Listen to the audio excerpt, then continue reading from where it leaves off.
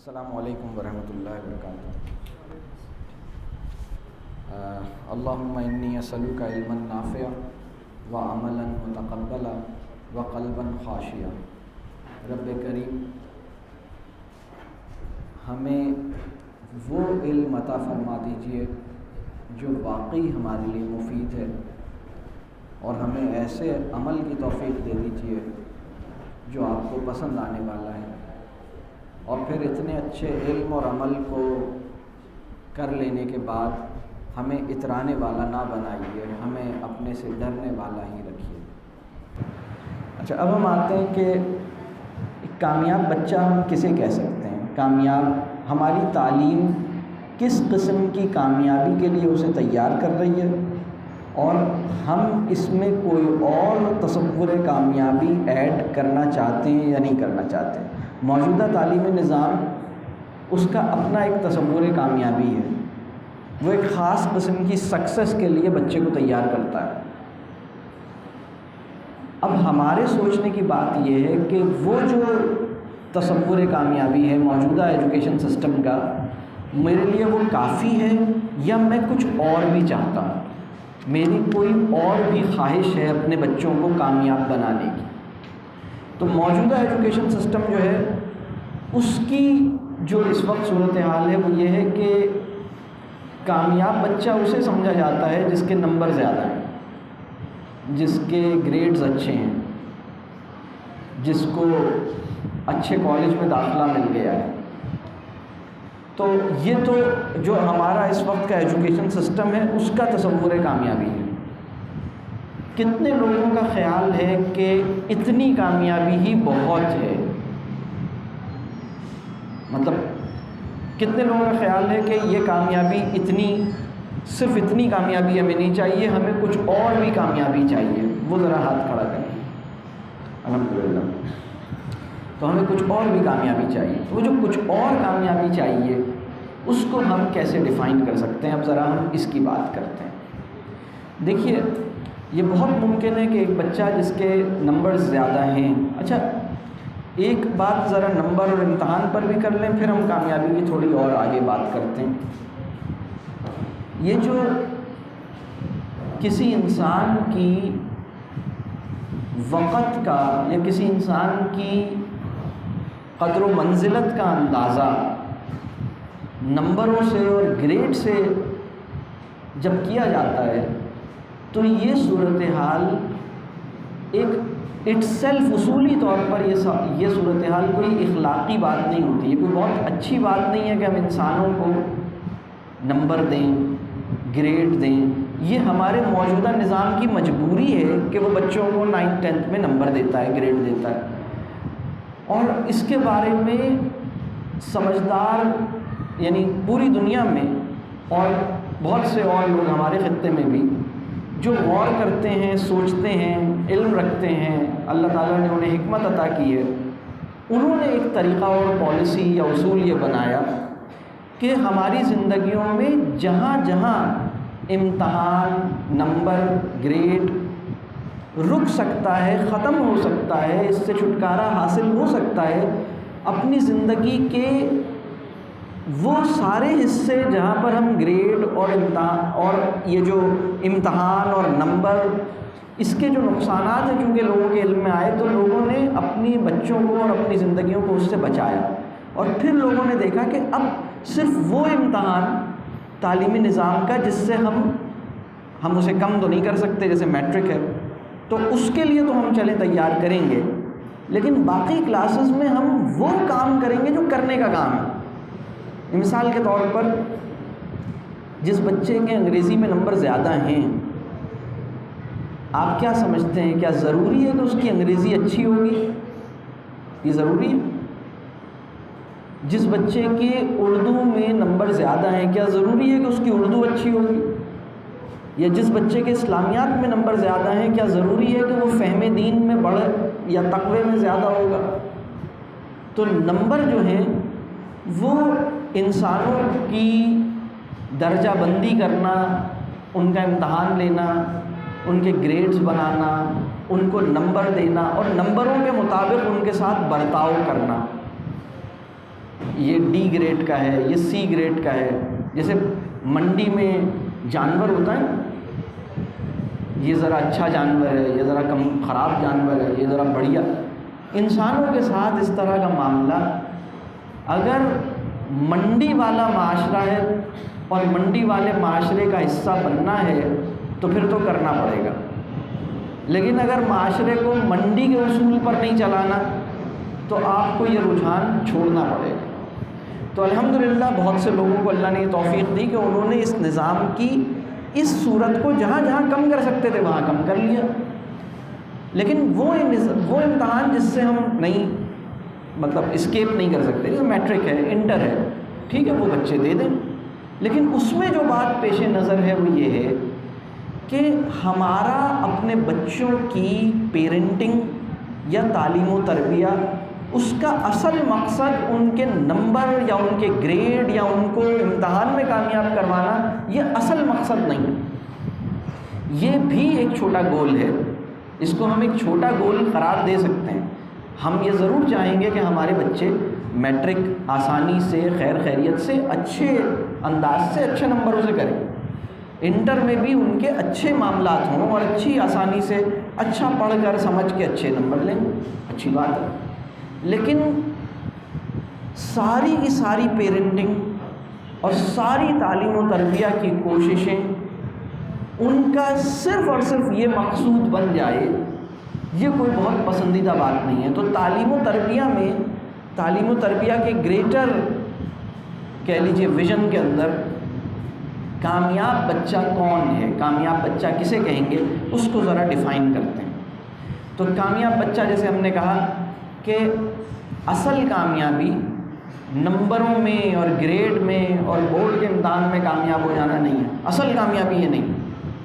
بہت سی دفعہ جب ہمارا پیرنٹنگ کا ویژن نہیں ہوتا تو بچے کیا کرتے ہیں، بچوں کو لگتا ہے کہ وہ ایک حالت غلامی میں، ایک حالت نوکری میں، اور ان کے والدین انہیں کپڑے بناتے ہیں، کھانا دیتے ہیں، پیار کرتے ہیں، سیر کراتے ہیں، یہ سب ان کی تنخواہ ہے، اور ان کے کرنے کا کام کیا ہے کہ وہ نمبر لے کر آئیں. میں تمہارے لیے کیا کچھ نہیں کرتا، میں نے تمہارے لیے یہ بھی کیا، یہ بھی کیا، یہ بھی کیا، اور نمبر 10 میں سے 6 نمبر، سی گریڈ. اور بچوں کو یہ لگتا ہے کہ اگر وہ نمبر نہیں لا پا رہے تو وہ کسی حالت گناہ میں ہیں. ان کو اس درجے کی شرمندگی سے ہم دوچار کر دیتے ہیں جس درجے کی شرمندگی حالت گناہ کے نتیجے میں پیدا ہونی چاہیے. میں آپ کو ایک عجیب بات بتاؤں، ہم سب کے اندر رب کریم نے ایک سینسر لگایا، اور وہ سینسر جو ہے، جب بھی انسان، کوئی بھی انسان چاہے مسلمان یا غیر مسلم، جب کوئی غلط کام کرتا ہے تو اس کے اندر سے ایک الارم بجتا ہے. اس کے اندر سے اس کو خود پتہ ہوتا ہے کہ یہ کام ٹھیک نہیں، یہ میں نے غلط کام کیا. یہ سینسر ہمارے پورے وجود کی سب سے قیمتی چیز ہے. ہم کرتے کیا ہیں، اگر اچھا وہی سینسر کسی انسان کو شرمندہ کرتا ہے، اندر سے شرمندگی پیدا ہوتی ہے، ندامت پیدا ہوتی ہے، انسان سے غلطی ہوتی ہے، انسان سے گناہ ہوتا ہے، پھر وہ سینسر، وہ الارم اندر بجتا ہے اور انسان کہتا ہے یا اللہ مجھے معاف کر دے، مجھ سے غلطی ہوئی، میں نے اپنی جان پہ ظلم کیا، اور وہ اندر سے اس کو ہلا دیتا ہے، وہ شرمندہ محسوس کرتا ہے، ندامت محسوس کرتا ہے. یہ رب کریم کا ہمارے وجود کے اندر ایک بہترین انعام ہے. رب کریم نے ہمارے وجود کے اندر تمیز خیر و شر رکھ دی ہے، اور برائی کرنے پہ شرمندگی اور ندامت کا ایک انتظام رکھ دیا ہے. ہوتا یہ ہے کہ جب ہم اپنے بچے کو ان باتوں پہ شرمندہ کرنے میں کامیاب ہو جاتے ہیں جن باتوں پہ انہیں شرمندہ اصولی طور پر نہیں ہونا چاہیے. یہ بہت ہی خطرناک بات بتا رہا ہوں. یعنی میں آپ سے یہ عرض کر رہا ہوں کہ جو بات میں آگے کرنے والا ہوں وہ بے انتہا حساس اور بے انتہا خطرناک بات ہے. یعنی میری 24 سال کی پوری ریاضت، اس میں نے نفس انسانی کے بارے میں جو انتہائی خطرناک اور حساس علم حاصل کیا ہے، اس کے اندر سے یہ ایک بہت اہم بات ہے میرے نزدیک. یعنی میں یہ عرض کر رہا ہوں، ہم سب کے اندر جب ہم گناہ کرتے ہیں، جب ہم غلطی کرتے ہیں، جب کسی کے ساتھ ظلم کرتے ہیں، جب کوئی خراب کام کرتے ہیں، تو رب کریم کا ایک احسان عظیم ہے.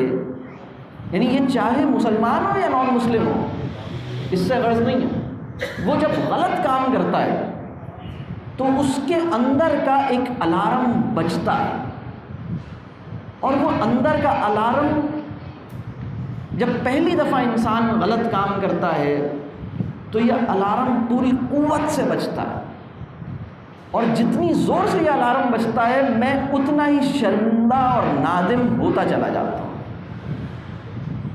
یہ الارم میرے اندر کی ندامت اور شرمندگی کو اپنے پیک پہ لے جاتا ہے. یہ رب کریم کا میرے وجود کے اندر ایک بہت بڑا فضل ہے. ہوتا یہ ہے جب ہم تعلیم و تربیہ کے معاملات میں فہم کی کمی کی وجہ سے، اپنی نادانیوں کی وجہ سے یہ گڑبڑ کرتے ہیں کہ کسی بچے کو ان باتوں پہ شرمندہ کرتے ہیں اور ان باتوں پہ شرمندگی اور ندامت کے تجربے سے گزارتے ہیں، اس کو انتہائی شرمندگی کا ایک احساس پیدا کرتے ہیں ان باتوں پر جس طرح کی شرمندگی کا احساس کسی غیبت کے اوپر ہونا چاہیے تھا، جس طرح کی شرمندگی کا احساس کسی بدتمیزی کے اوپر ہونا چاہیے تھا، جس طرح کی شرمندگی کا احساس کسی گناہ کے اوپر ہونا چاہیے تھا، اس طرح کی شرمندگی کا احساس 10 میں سے 2 نمبر لانے کے اوپر اس کے اندر ہو رہا ہے. اس طرح کی شرمندگی کا احساس کسی تلفظ کے غلط بولنے پر ہو رہا ہے. اس طرح کی شرمندگی کا احساس انگریزی کے 2 لفظوں کی غلط اسپیلنگ کے اوپر ہو رہا ہے. اس طرح کی شرمندگی کا احساس میم کے ڈنڈی سے صحیح نہیں ہے یا جیم کا نقطہ صحیح جگہ نہیں ڈالا، اس کے اوپر ہو رہا ہے. آپ یقین مانیے اس سے نقصان کیا ہوتا ہے. اس پورے فینومینن کو علم النفس کے اندر میں جو نام دیتا ہوں وہ ہے انڈیو گلٹ. انگریزی میں اسے کہتا ہوں انڈیو گلٹ. انڈیو گلٹ کا مطلب یہ ہے کہ آپ ایک ایسی بات پر نادم اور شرمندہ ہوئے جا رہے ہیں جس میں شرمندہ اور نادم ہونے کی اصولی طور پر کوئی بات نہیں، کوئی بات نہیں.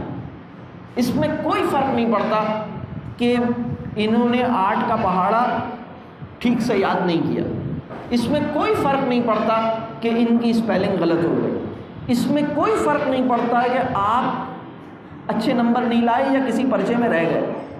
اس میں نادم ہونے اور شرمندہ ہونے کی ہم اس حالت میں اپنے بچے کو مبتلا کر دیتے ہیں جس حالت میں کسی بچے کو یا کسی انسان کو کسی قبیح عمل کے نتیجے میں مبتلا ہونا چاہیے. اس کا نقصان کیا ہوتا ہے؟ اس کا نقصان یہ ہوتا ہے کہ رب کریم نے ہمارے وجود میں جو فطری الارم لگایا تھا، جو گناہ کرنے پر چیخ پڑتا تھا، وہ اس الارم کی ڈس اورینٹیشن ہو جاتی ہے. وہ الارم اب ان چیزوں پہ چیختا ہے جن چیزوں پہ چیخنا نہیں، اور ان چیزوں پہ خاموش رہتا ہے جن چیزوں پہ چیخنا ہے. میں آپ کو بتاؤں، تعلیم و تربیہ کا پورا پروسیس اگر مجھ سے یہ پوچھا جائے کہ کسی بچے کے ساتھ سب سے بڑی زیادتی کیا کرتا ہے، تو میں آپ کو بتاؤں گا یہ کرتا ہے. اصل میں جو سب سے بڑی زیادتی ہوتی ہوئی ہوتی، اس کے پریشانی کے معیارات بدل گئے، اس کی آرزوؤں کا قبلہ بدل گیا، اس کی شرمندگی کی وجوہات بدل گئی. کسی انسان کی شرمندگی کے عوامل آپ بدل دیں، آپ اس کے کیریکٹر کو بدل دیں گے۔ بڑا آدمی وہ ہے جو واقعتاً شرمندہ ہونے والی بات پر ہی شرمندہ ہوتا ہے، اس کے علاوہ کسی بات پہ شرمندہ نہیں ہوتا۔ چھوٹا آدمی وہ ہے جو شرمندہ ہونے والی بات پر مسکراتا ہے، اور جس بات پر کوئی شرمندہ نہیں ہونا چاہیے اس پہ شرمایا شرمایا اور شرمندہ شرمندہ نادم نادم گھومتا رہتا ہے۔ اور جب پورا معاشرہ ایسے انسانوں سے بھر جاتا ہے تو یہ فساد کی صورت ہوتی ہے، بڑی تکلیف دہ صورت ہوتی ہے۔ معاشرے کو اس حال سے باہر نکالنا کس کا کام ہے؟ معاشرے کو اس حال سے باہر نکالنا ہم میں سے ہر انسان کا کام۔ اگر کوئی انسان یہ سمجھتا ہے کہ انسانوں کی تربیت صرف ان ٹیچرز کا کام ہے جن کو یہ ذمہ داری آفیشلی مل گئی ہے، تو وہ یہ غلط سمجھتا ہے۔ میں آپ کو ایک بات عرض کروں، مجھ سے اور آپ سے، اس محفل میں ہر وہ انسان جو بالغ ہے، 15 سال کا ہے یا 15-16 سال کا اور بالغ ہے، اس سے یہ سوال کیا جائے گا کہ جو خیر کی بات تمہارے پاس تھی تم نے آگے کیوں نہیں پہنچائی؟ اس سے یہ سوال کیا جائے گا کہ تم نے اپنے نفس کا جائزہ کیوں نہیں لیا، اپنے اندر کیوں نہیں جھانکا، اپنے عمل کو ٹھیک کیوں نہیں کیا، اور اپنے دوستوں کے لیے آئینہ بن کے کیوں نہیں زندہ رہے؟ یہ پوچھا جائے گا، ہر ایک سے پوچھا جائے گا۔ اس کا تعلق ٹیچر سے نہیں ہے، ٹیچر سے تو پوچھا ہی جائے گا، ہر ایک سے پوچھا جائے گا، سب کا کام۔ مسئلہ یہ ہے کہ ہمارا معاشرہ تعلیم و تربیت کی ذمہ داری کچھ پروفیشنلز کو دے کے سمجھتا ہے کہ یہ کام ختم، یہ ان کا کام ہے، پیسے دیتے ہیں ان کو، ہر مہینے پیسے دیتے ہیں، ان کا کام ہے، یہ کریں گے۔ بلکہ بچہ اگر کوئی گڑبڑ کرتا ہے تو ہم ان کی طرف دیکھتے ہیں، یہی سکھایا ہے آپ نے۔ میں آپ کو بتاؤں، ہر فرد کا کام، ہر فرد کا کام، ہر انسان کی ذمہ داری ہے، ہر انسان کی، حتیٰ کہ وہ بچے جو میٹرک میں آ گئے ہیں اور انٹر میں آ گئے ہیں ان کی بھی ذمہ داری ہے کہ وہ اپنی اور اپنے چھوٹے بہن بھائیوں کی اور اپنے دوستوں کی تزکیہ میں، تربیہ میں معاونت کریں، ہر ایک کی ذمہ داری۔ تو اب میں یہاں سے اب تک جو میں نے باتیں کی میں اس کو ذرا سم اپ کر دیتا ہوں۔ میں نے پہلی بات یہ کی کہ ہم میں سے کوئی بھی اس ڈیفینیشن آف سکسیس یا اس کانسیپٹ آف سکسیس، تصور کامیابی جو موجودہ تعلیمی نظام نے بنا لیا ہے، اس پہ الحمدللہ مجھے بہت امید ہے کہ ہماری سوسائٹی میں بہت کم ہی لوگ اس پہ مطمئن ہوں گے۔ بہت سے لوگ اس بات کو کہیں گے کہ نہیں، صرف نمبر لے آنا، صرف A1 گریڈ لے آنا، صرف اپنی پرسنٹیج اچھی لے آنا، یہ کامیابی نہیں ہے، مجھے کچھ اور کامیابی چاہیے۔ الحمدللہ اللہ کا احسان ہے، ہمارا معاشرہ کم از کم اس کو سوچ تو پا رہا ہے۔ لیکن اب جو بات سمجھنے کی ہے وہ یہ کہ میں نے اپنی تربیہ کے اندر، اگر ہم یہ جانتے ہیں کہ موجودہ تعلیمی نظام تو صرف انہیں نمبر کے لیے تیار کر رہا ہے، اور میرا جو تصور کامیابی ہے، جو ہمارا ہونا چاہیے، اصل کامیابی کیا ہے وہ ذرا ڈیفائن ہونا چاہیے، اور اس کے لیے پھر میری کوششیں ہونی چاہیے۔ تو وہ اصل کامیابی کیا ہے؟ وہ اصل کامیابی ہے کہ ہماری پوری فیملی جنت پہ پہنچ جائے۔ کیا آپ چاہیں گے کہ آپ کی فیملی میں کچھ لوگ پہنچیں اور کچھ نہ پہنچیں؟ آپ چاہیں گے ہمارے بچے ہمارے لیے صدقہ جاریہ بن جائیں؟ اس دنیا کا سب سے بڑا ویژن یہ ہے کہ ہمارے بچے ہمارے لیے صدقہ جاریہ بن جائیں۔ ہم سب الٹیمیٹلی، بھلے کینیڈا کی امیگریشن ملے نہ ملے، بھلے دبئی جانا نصیب ہو یا نہ ہو، لیکن جنت کا کوئی آخری درجہ بھی اگر ہمیں مل جائے تو یہی ہماری بہت بڑی کامیابی۔ کہیں اندر داخل ہو جائیں، کسی طرح جگہ مل جائے کہ ہمیں بھی کوئی موقع مل جائے انشاءاللہ تعالی۔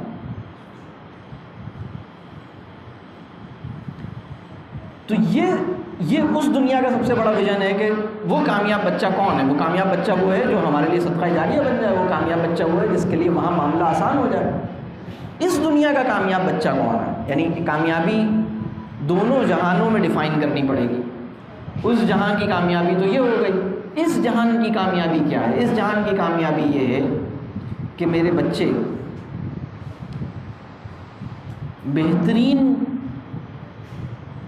بہترین شوہر، بہترین بیویاں، بہترین مائیں، بہترین والد، بہترین بیٹے، بہترین بیٹیاں، بہترین بہنیں، بہترین بھائی ثابت ہو جائیں. اگر کوئی بچہ بہترین کما رہا ہے لیکن اس کی بیوی اس سے خوش نہیں ہے، اس کا شوہر اس سے خوش نہیں ہے، اس کے والدین اس سے خوش نہیں ہیں، اس کی اولاد اس کے ساتھ بیٹھنا نہیں چاہتی، تو یہ زندگی کیسی زندگی ہے؟ تو اس دنیا کی جو بہت بڑی کامیابی ہے وہ یہ کہ اس کی زندگی میں جو اصلی خوشی ہے وہ اسے حاصل ہو سکے. اس دنیا میں جو حقیقی خوشی اور سکون ہے وہ اس کے حصے میں آ سکے، اس کے تعلق خوبصورت ہو جائیں، وہ ایک اچھا شوہر، اچھی بیوی، اچھا گھر بسا سکے. یہ اس دنیا کی بڑی نصیب والی بات ہے. ہماری سوسائٹی میں یہ دونوں، یعنی اس کا تو ہمیں وہاں پتہ لگے گا لیکن یہاں پر جو کام ہے وہ ہم نہیں ہو پا رہا. اسی طرح ہمارے اس بچے کے کچھ اور بھی، ہم کامیاب بچہ کیا ہے؟ تو کامیاب بچے کو ہم اوپر سے ڈیفائن کر رہے ہیں. سب سے بڑی بات ہم نے کہی اس دنیا کی کامیابی. پھر ہم نے کہا اس دنیا میں اس کا جو گھر ہے وہاں کامیاب ہے.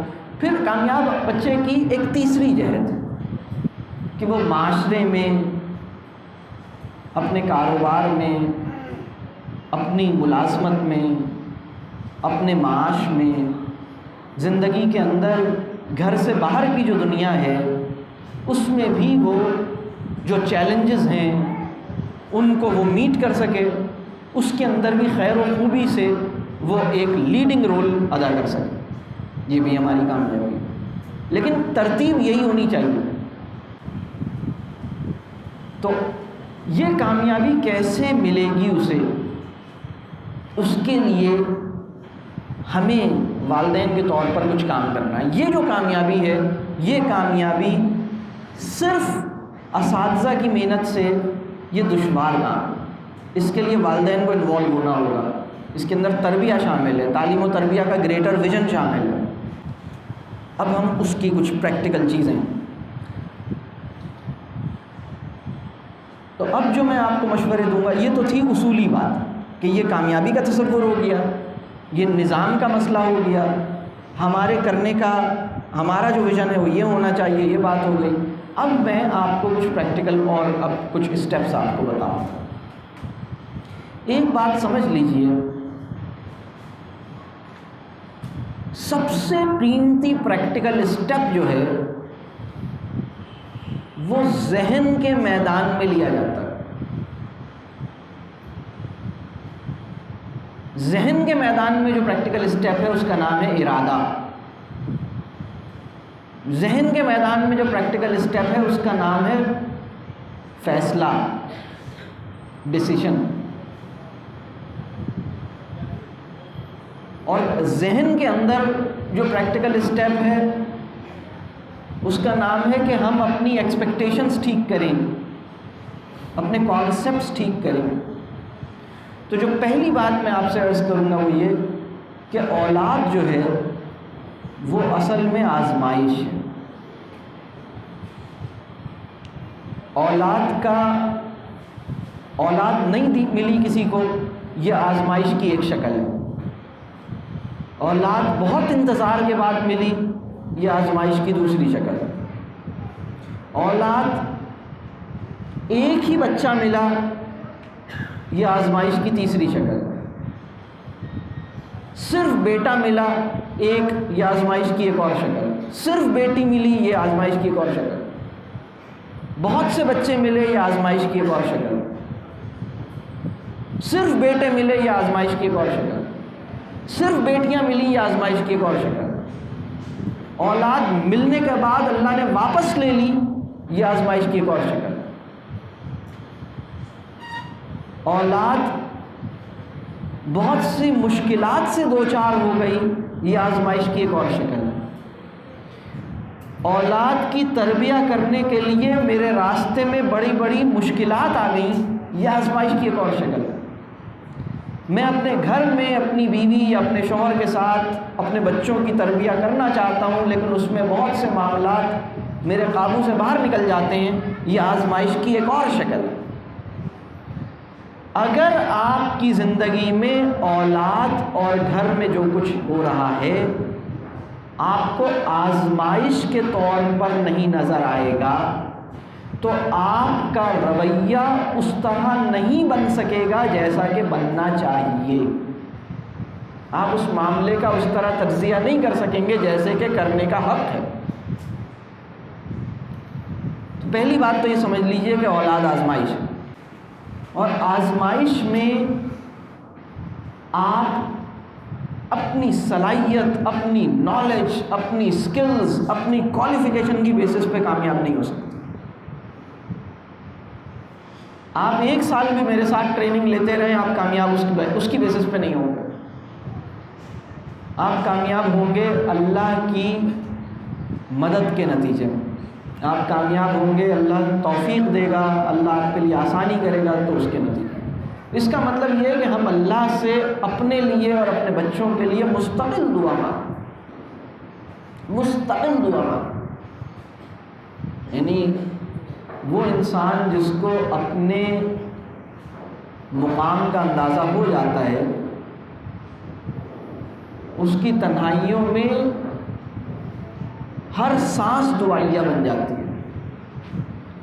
آپ مستقل دعا مانگیں، یعنی یہ آزمائش ہے، اور آپ دعا مانگیں، یا اللہ میری اولادوں کو میرے لیے صدقہ جاریہ بنا دیجیے، یا اللہ مجھے اپنے والدین کے لیے صدقہ جاریہ بنا دیجیے، یا اللہ وہ کامیابی جو سب سے بڑی ہے مجھے سب سے پہلے وہ چاہیے، وہ تو لازمی چاہیے، پھر دوسری والی بھی چاہیے، پھر تیسری والی بھی چاہیے۔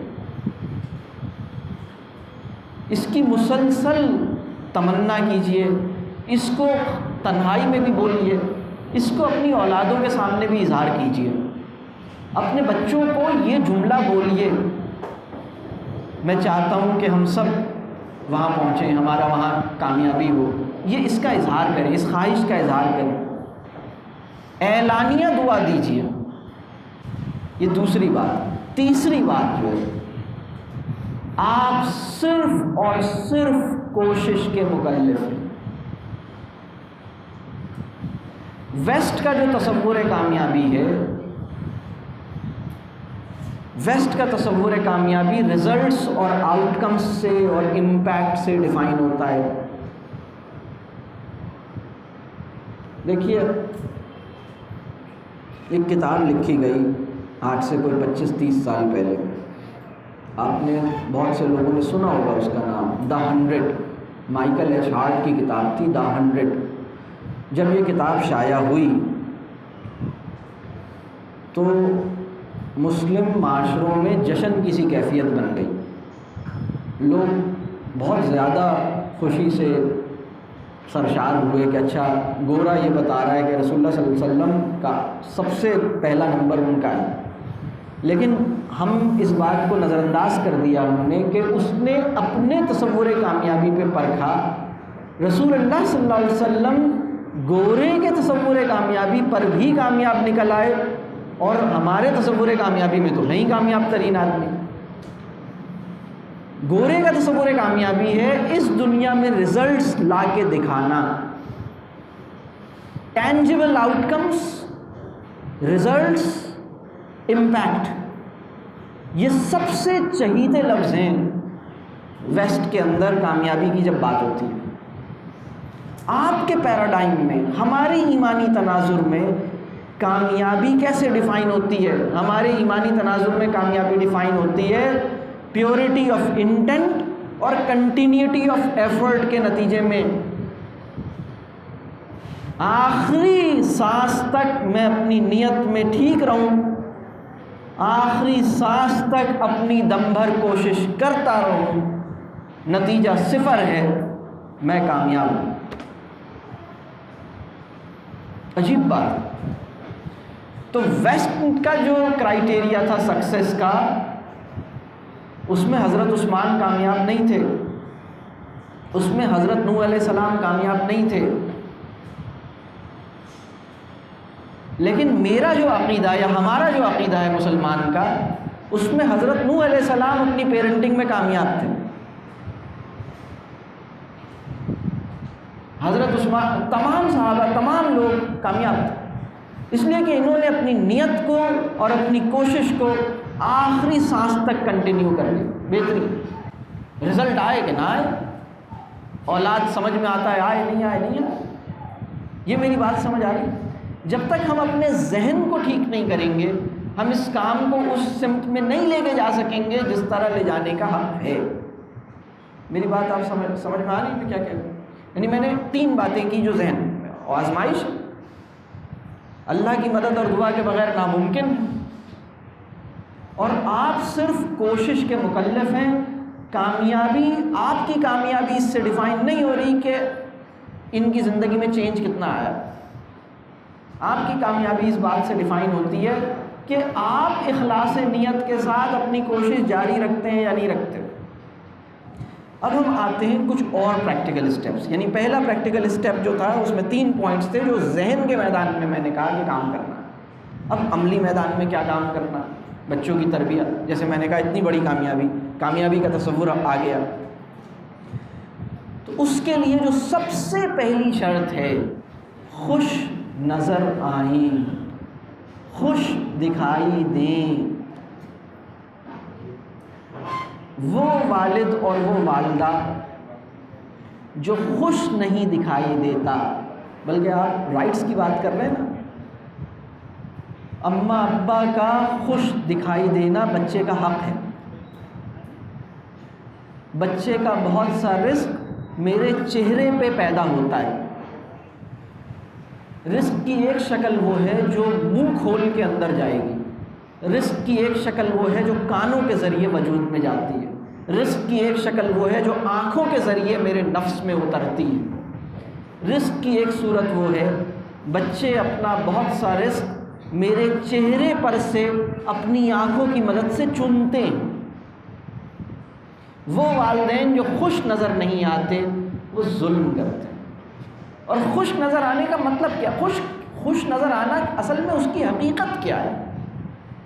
میں آپ کو ایک بات بتاؤں. کلمہ شکر ادا کرنا کچھ اور بات ہے اور شکر ادا کرنا کچھ اور بات ہے. زبان سے الحمدللہ کہنا کچھ اور بات ہے، لیکن پورے وجود کا راضی ہو جانا کچھ اور بات ہے. یہ جو خوشی ہے نا، خوشی یہ میری نیچرل باڈی لینگویج ہے. خوش یعنی یہ اس بات کا اظہار ہے کہ میں راضی ہوں. تو ہماری سائیکولوجیکل کنڈیشن کا ٹھیک ہونا میرے بچے کی تربیت کی بہت بڑی ضرورت ہے. یعنی وہ والدین جو نفسیاتی طور پر اپنے آپ کو صحت مند نہیں رکھ پا رہے، میں اکثر کہتا ہوں کہ بچوں کو خوش رکھنے کی کوششیں نہ کریں، اپنے آپ کو خوش رکھیں. بچوں کو خوش رکھنے کے چکر میں اتنی پریشان کن اور بیمار والی شکل بنا کے گھوم رہے ہیں، ایسا نہیں کریں. میں نے بچوں سے ایک دن بیٹھ کے باتیں کر، کسی جگہ پہ بہت سے بچے تھے اور میں کسی جگہ بچوں سے بات چیت ہو رہی تھی، تو میں نے بچوں سے پوچھا کہ کس کس نے اپنے والدین کو مسکراتے ہوئے دیکھا ہے. تو بچے حیرت سے دیکھنے لگے. ایک بچے نے بڑی مزے کی بات، اور بچوں کو اس کا جواب ہی سمجھ نہیں آیا کہ یہ کیسا سوال ہے، مطلب اپنے والدین کو ہم نے مسکراتے ہوئے تو بہت ہی کم دیکھا ہے. ایک بچے نے کہا کہ سر میں نے اپنی امی کو اس وقت مسکراتے ہوئے دیکھا ہے جب وہ کسی اور سے بات کرتی ہیں، جب وہ مجھ سے بات کرتی ہیں تو نہیں مسکراتی. تو پھر باقی بچوں نے کہا کہ سر میرے ابو بھی ایسے ہی کرتے ہیں، گھر سے باہر کے لوگوں کو مسکرا کے ملتے ہیں، گھر والوں کے ساتھ مسکرا کے نہیں ملتے۔ دوستوں کے ساتھ ہوتے ہیں تو ہم انہیں ان کی ہنسی سن لیتے ہیں، گھر والوں کے ساتھ کبھی ہم نے ان کو ہنستے ہوئے نہیں دیکھا۔ عجیب بات ہے۔ تو سب سے پہلی جو ذمہ داری ہے وہ یہ ہے کہ ہم خوش نظر آئیں۔ اگر آپ خوش نظر نہیں آتے تو آپ اپنے بچے کو اس درجے کا اعتماد نہیں دے سکیں گے۔ دوسری بات، یہ جو اتنی بڑی کامیابی جس کا ہم نے بات کی، اس کو اچیو کرنے کے لیے ہم نے کچھ بہت کانکریٹ شکل میں کچھ گولز بنائے، جن کو ہم تعلیم اور تربیہ، ایجوکیشن کے اور پیرنٹنگ کے گولز کہتے ہیں، اور ان کو ہم کہتے ہیں اپنی زبان میں، ہم انہیں کہتے ہیں 3 C's۔ کیا کہتے ہیں؟ 3 C's۔ اور 3 C's جو ہیں، پہلا C ہے بچوں کا کانفیڈنس ڈیولپ کیا جائے، ٹھیک ہے؟ یہ تعلیم اور تربیہ اور پیرنٹنگ، یعنی ایجوکیشن کے بھی اور پیرنٹنگ کے بھی 3 گولز ڈیفائن کرتے ہیں، اور ان کو ہم نے 3 لفظوں میں ظاہر کیا۔ تو ایک C ہے کانفیڈنس، ٹھیک ہے؟ دوسرا C ہے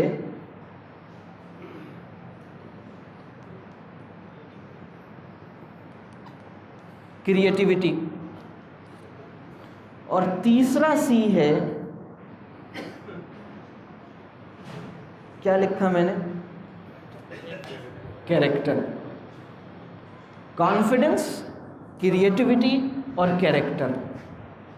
اگر اتنی بڑی کامیابی حاصل کرنی ہے جس کی ہم نے بات کی ہے تو ہمیں تینوں پہ کام کرنا ہوگا۔ اس کی پوری تفصیلات ہیں، وہ میں ابھی اس وقت نہیں جا سکتا۔ اس کی یعنی آپ یوں سمجھ لیجئے کہ اس کی تفصیلات کو کئی 100 گھنٹوں پر پیش کیا جا سکتا ہے، اتنی تفصیل ایک لفظ کی۔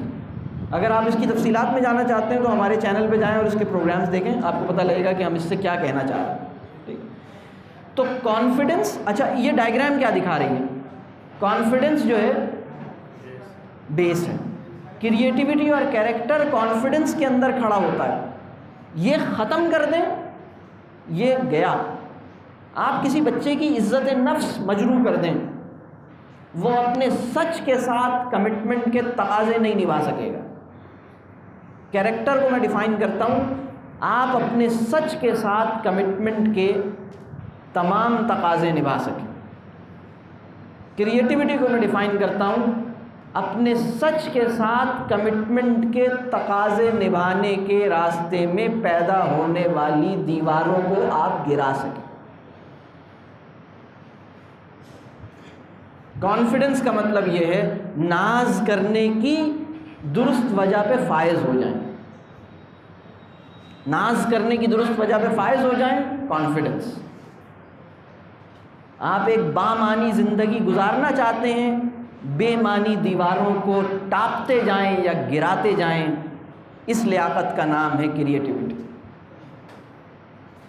آپ اپنے سچ کے ساتھ کمٹمنٹ کے تمام تقاضے نبھا سکیں، اس جوہر کا نام ہے کیریکٹر۔ اس کی بہت تفصیلات ہیں، یعنی اللہ تعالیٰ ہماری زندگی میں اگر موقع دے تو ہم اس کی ڈیٹیل میں جائیں، لیکن اس کی جو میں نے جو پہلی بات آپ سے کہی کہ آپ خوش نظر آئیں، اگر آپ خوش نظر نہیں آتے تو ان تینوں میں سے کوئی بھی گول اچیو نہیں ہو سکتا، کوئی بھی گول اچیو نہیں ہو سکتا، یا کم از کم آپ وہ انسان نہیں ہیں جس کے ساتھ تعلق کے نتیجے میں یہ گول اچیو ہو۔ اگر یعنی پھر وہ کوئی اور آدمی ہوگا جو یہ کام کرے، ٹھیک ہے؟ تو یہ تو ہے ایک اور مطلب پہلی بات۔ اب دوسری بات میں یہ عرض کر رہا ہوں، جو دوسرا پوائنٹ ہے وہ یہ ہے کہ آپ اپنے گھر میں جتنے لوگ ہیں ان کے ساتھ عزت سے پیش آئیں۔ رسپیکٹ جو ہے وہ انکنڈیشنل ہو جائے، بچے کی رسپیکٹ انکنڈیشنل۔ دیکھیے، عزت دینا، یہ جو آپ سے کمزور ہے اور چھوٹا ہے اسی کو تو عزت دینا ایک امتحان ہوتا ہے۔ جو آپ سے طاقت میں، مرتبے میں، پوزیشن میں بڑا ہے اس کو تو آپ خود ہی دیتے ہیں عزت. اس کو آپ ذرا دوسرے طریقے سے ہینڈل کریں تو پتہ لگے گا. اس کو آپ ذرا کریں اس طرح سے بات کریں جیسے بچوں سے کرتے ہیں تو پتہ لگ جائے گا. اپنی ساس سے، اپنے سسر سے، اپنے باس سے، علاقے کے کوئی بڑے مطلب سرکاری کسی آدمی سے کریں آپ ایسے، پتہ لگ جائے گا. یہ تو اپنے چھوٹوں کو اور کمزوروں کو انہی کو رسپیکٹ دینا اصل میں کام. رسپیکٹ دیں اپنے بچے کی. دیکھیں میں آپ کو ایک بات بتاؤں، آپ اپنے بچے کو جتنا بڑا آدمی بنانا چاہتے ہیں، جتنا بڑا آدمی بنانا چاہتے ہیں، امام غزالی بنانا چاہتے ہیں، محمد بن قاسم بنانا چاہتے ہیں، جو بنانا چاہتے ہیں آپ، امام کعبہ بنانا چاہتے ہیں آپ اپنے بچے کو، اس اتنے بڑے آدمی کو دنیا جتنی عزت دیتی ہے، آپ ابھی سے اپنے بچے کو وہ عزت دینا شروع کیجئے. انشاءاللہ تعالی آپ اسے مستقل عزت دیجئے، اس کو مستقل دعا دیجئے، انشاءاللہ تعالی وہ اتنا بڑا آدمی بن جائے. ابھی تو دیکھنا یہ ہے کہ جس طرح کی ٹریٹمنٹ اس بچے کے ساتھ کی جاتی ہے، اس طرح کی ٹریٹمنٹ دنیا میں کس طرح کے لوگوں کے ساتھ کی جاتی ہے بھائی. اس طرح کا برتاؤ جو ہم اپنے بچے کے ساتھ کرتے ہیں، اس طرح کا برتاؤ سوسائٹی میں کس طرح کے لوگوں کے ساتھ کیا جاتا ہے. خطرہ یہ ہے کہ یہ ویسا بن جائے گا. بات میری سمجھ رہے ہیں آپ؟ تو دوسرا پوائنٹ جو میں نے کہا کہ آپ عزت دیجئے، رسپیکٹ دیجئے، غیر مشروط عزت دیجئے. نمبر کم ہیں یا زیادہ ہیں، پاس ہوا یا فیل ہوا، عزت دیجئے. بات مانی یا نہیں مانی، عزت دیجئے. غیر مشروط عزت دیجئے. یہ بہت مشکل کام ہے کہ ایک بچہ بات نہ مانے اور میں عزت دوں. میں آپ کو وہ بتا رہا ہوں تاکہ یہ مشکل کام ہے لیکن یہ کرنا ہے، یہ ذمہ داری ہے ہماری. یعنی آپ اپنے بچے کو یہ احساس منتقل کیجئے کہ تم جیسے بھی ہو میرے، تم ہار گئے یا جیت گئے تم میرے ہو، تمہارے نمبر کم ہیں یا زیادہ ہیں تم میرے ہو، تم پاس ہوئے یا فیل ہوئے تم ذہین ہو. ہر بچے کے اندر اپنے یہ احساس منتقل کیجئے کہ تم میرے ہو. ہر بچے کے اندر یہ یقین پیدا ہونا چاہیے کہ میں آپ کا ہوں. بعض والدین اتنی نادانی کی بات کر بیٹھتے ہیں کہ وہ اپنے بچے کو کبھی کبھی غصے میں یہ تک بول دیتے ہیں، مجھے لگتا ہے تم تو میری اولاد ہی نہیں، تم میرے بچے نہیں ہو، تم میرے بیٹے نہیں ہو، تم میری بیٹی نہیں ہو. آپ یقین مانیے آپ سوچ نہیں سکتے کہ اس کا اس کے نفس کے اوپر، اس کی سائیکی کے اوپر، اس کے لاشعور میں یہ جملہ کس درجے کی تباہی پیدا کرتا رہے گا. ہمارے والد صاحب نے ہمیں ایک دعا یاد کرا، یہ بھی بہت بچپن میں نے یاد کی. رب ارحمہما کما ربیانی صغیرا. میں پڑھتا تھا والد صاحب کی زندگی میں بھی، والد صاحب کے انتقال کے بعد اور پڑھنے لگا اس کو، اللہ سے دعا کرتا تھا. ایک دن کیا ہوا، میں ایسے ہی بیٹھا ہوا تھا اور میں اس دعا کے الفاظ، دعا کا ترجمہ بھی میں جانتا تھا، سالوں سے جانتا تھا، لیکن رب کریم نے اس پہ تدبر کی توفیق جو ہے وہ بڑے عرصے کے بعد دی. میرے بھی بچے ہو گئے، میری شادی ہو گئی، میری بھی اولاد ہو گئی، میں نے بھی اولاد کو اپنی یہ دعا یاد کرا دی. میں نے بھی چاہا میری اولاد میرے لیے دعا مانگے، انہوں نے مانگی دعا. ایک دن میں عجیب احساس میں چلا گیا اور میں یہ دعا میرے ذہن میں آئی، میں نے اس کے لفظ غور کیے اور مجھ پہ ایک عجیب بات کھلی کہ اس دعا کے جو الفاظ اور معنی ہیں ان میں ایک عجیب لاک لگا ہوا ہے. وہ لاک بڑا خطرناک ہے. رب ارحمہما کما ربیانی صغیرا. اے میرے رب. اچھا میں آپ کو ایک اور بتاؤں، میرے والد صاحب، اگر مجھ سے یہ پوچھا جائے کہ میں نے اپنی زندگی کا کوئی آئیڈیل فادر اپنی آنکھوں سے دیکھا ہو تو میں اپنے والد کا نام لوں گا. یہ عجیب بات ہے، مطلب میں اس کو میں نے کبھی بھی زندگی میں انہیں غصے میں نہیں دیکھا، کبھی بھی زندگی میں غصے میں نہیں دیکھا، ایسا ایک بھی واقعہ نہیں، اور میں نے نہیں، کسی نے بھی ان کو غصے میں نہیں دیکھا. عجیب شخصیت تھے وہ، خیر وہ ایک الگ بات. تو وہ یاد کرا کے چلے گئے اور میں نے یہ دعا یاد کر لی. اور میں ایک دن میں نے لفظوں پہ غور کیا، رب ارحمہما کما ربیانی صغیرا، اے ہمارے رب ہمارے والدین پر رحم فرما بالکل اسی طرح جیسے کہ انہوں نے ہم پر رحم فرمایا تھا جب ہم چھوٹے تھے. اللہ اکبر اللہ اکبر. میں تو بالکل لرز کے رہ گیا. آپ کو سمجھ آیا اس میں لاک کیا لگا ہوا ہے؟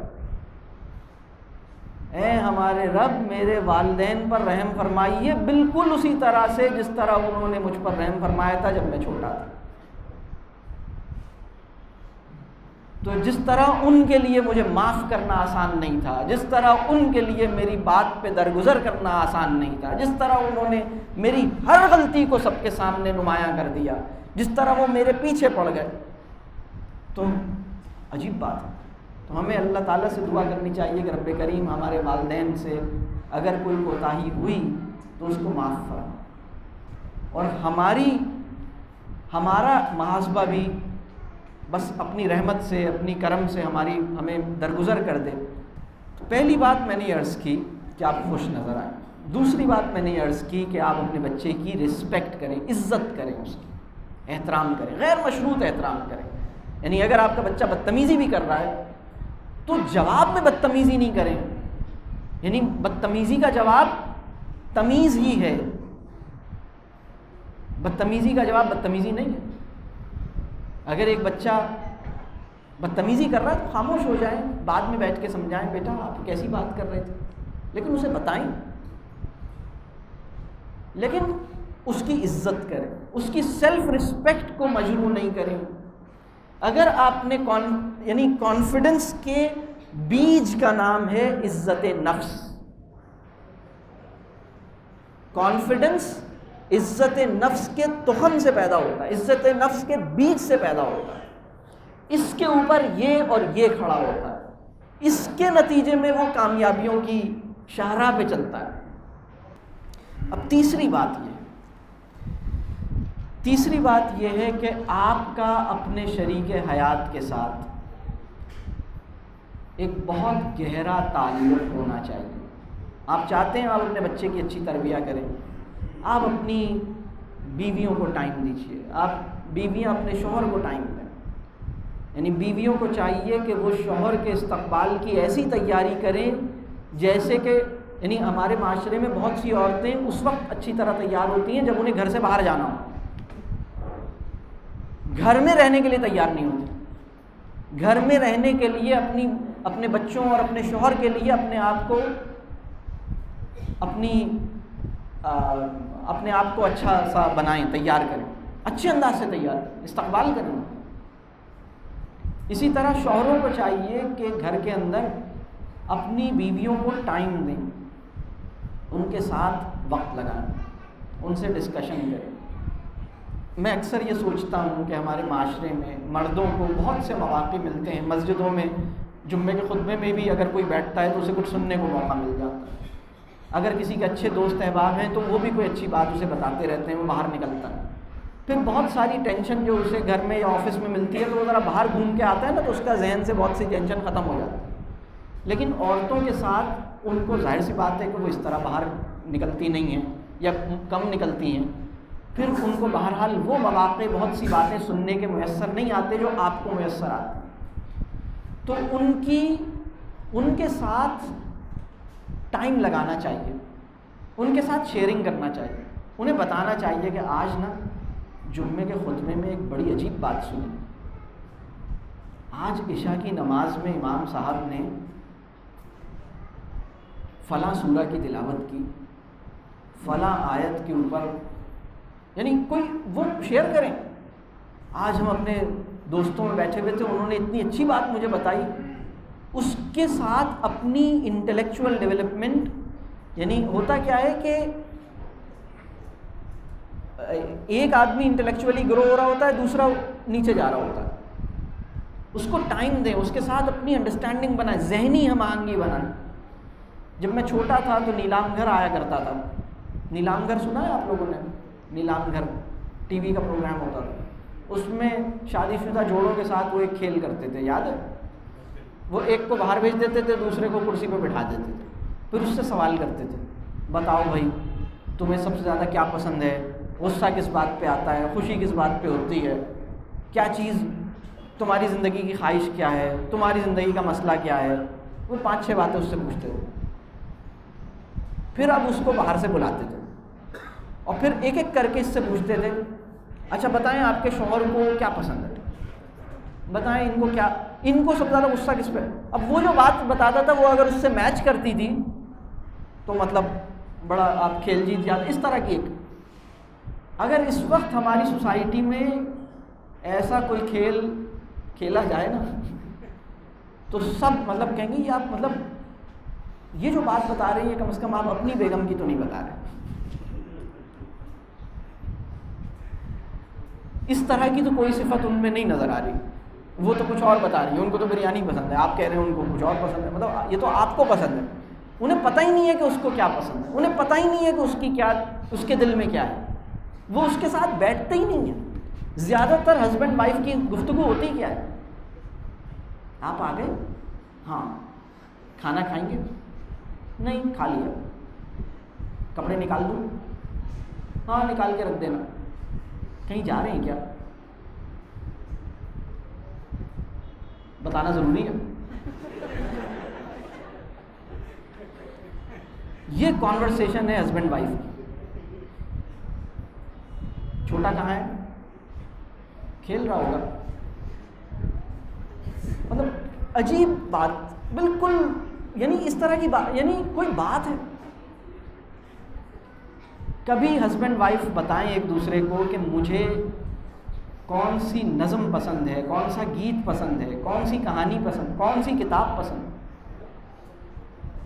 کبھی میں آپ کو بتاؤں، وہ اولاد جو اپنے والدین کو اس طرح دیکھے گی کہ والد صاحب سورہ بقرہ کا آخری رکوع یاد کرنے کی کوشش میں لگے ہوئے ہیں، والدہ کو پہلے سے یاد ہے، والد صاحب والدہ کو سورہ بقرہ کا آخری رکوع سنا رہے تھے، والدہ ان کی اصلاح فرما رہی تھی. اس بچے کا سورہ بقرہ کا رکوع یاد کرنے کا دل چاہے گا یا نہیں چاہے گا؟ بتائیے. چاہے گا، چاہے گا نا. میں آپ کو بتاؤں،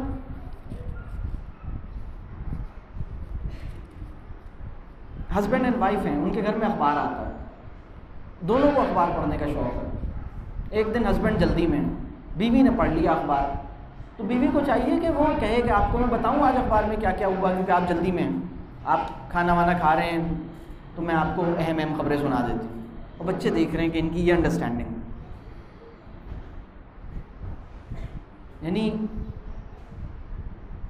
اس وقت بہت بڑا پرابلم یہ ہے کہ آج کے جو شوہر ہیں وہ اپنی بیوی کے ساتھ ٹائم لگانے کی بجائے واٹس ایپ، موبائل، فیس بک، ٹی وی، نیوز چینل،